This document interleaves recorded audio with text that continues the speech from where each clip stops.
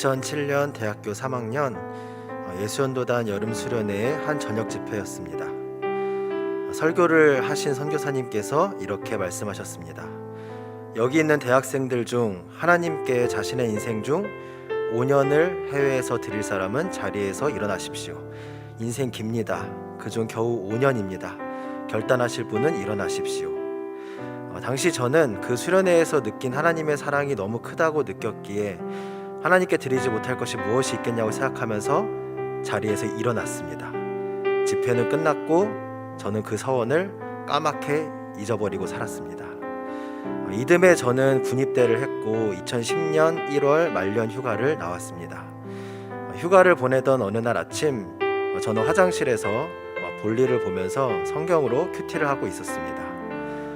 그러던 중 갑자기 2007년에 제가 했던 바로 그 서원이 그제서야 생각이 났습니다.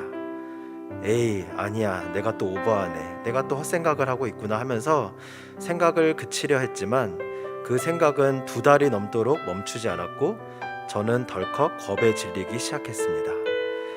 만약 내가 서원한 대로 5년을 해외에 나가 있으면 학교 규정상 대학교 졸업도 못할 것이고, 그럼 당연히 교사 시험을 볼 자격도 없고, 그럼 나는 교사란 꿈은 물거품이 된다라는 공포에 휩싸였습니다. 그 무엇보다도 힘들게 했던 것은 나는 분명 하나님을 사랑해서 그런 약속을 한 건데 그 약속 때문에 괴로움에 빠지게 되었다는 것이 저를 너무 힘들게 했습니다.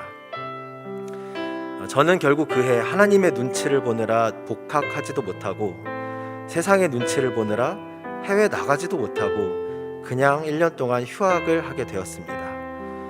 참 힘든 1년이었습니다. 하나님을 사랑한다고 이야기하며 살아왔지만 정작 하나님과의 약속을 지켜야 하는 그 순간에서는 자신 있게 예스라고 말하지 못하는 제가 참 한심스러웠습니다. 하지만 하나님께서는 그 1년 동안 제게 진짜 하나님은 어떤 분이신지를 가르쳐 주셨습니다. 바로 하나님은 인격적인 하나님이시라는 것을요. 너는 날 사랑하지? 그럼 나랑 약속한 거 지켜야 돼, 안 지켜야 돼? 그렇지, 지켜야겠지.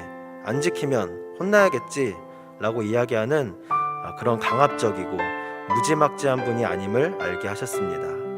오히려 제가 가야 할 길이 있다면 저에게 먼저 소원함을 주시고 가르쳐 주시고 다독여 주시고 설명해 주시고 준비해 주시는 분이 우리 하나님이시라는 것을 가르쳐 주셨습니다.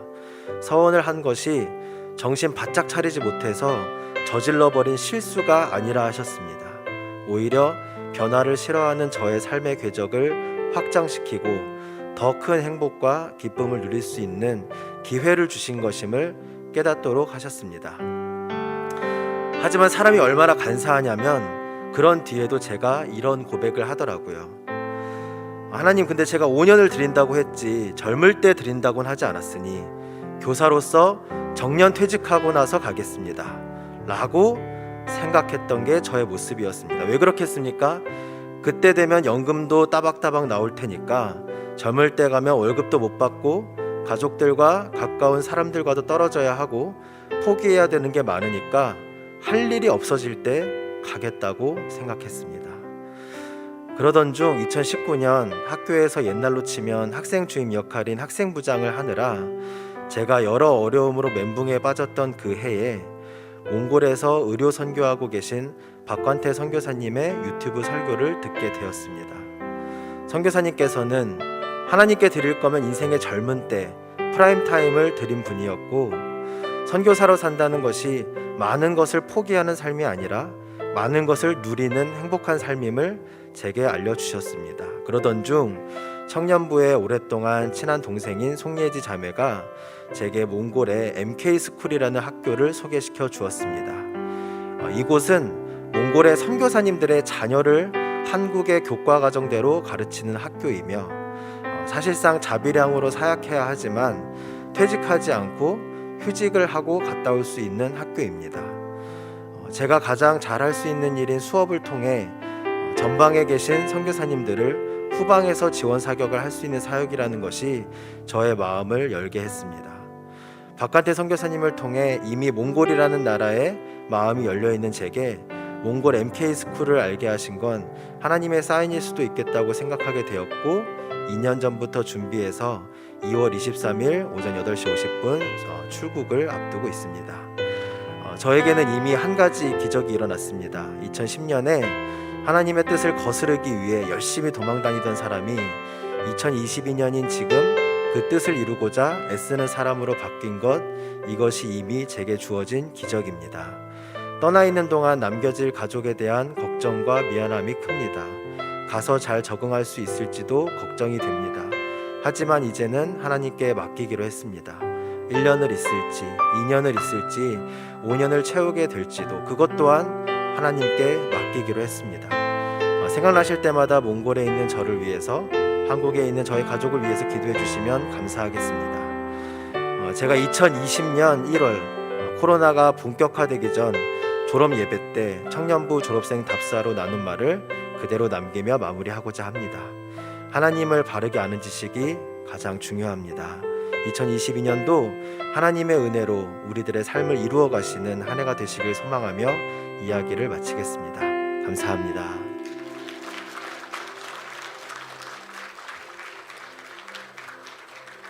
우리 너무 귀한 청년이지 않습니까? 우리 이 시간에 우리 장로님들과 함께 안수 기도를 좀 해주고 이렇게 보내려고 합니다. 장로님들 잠깐 나오시죠. 여기.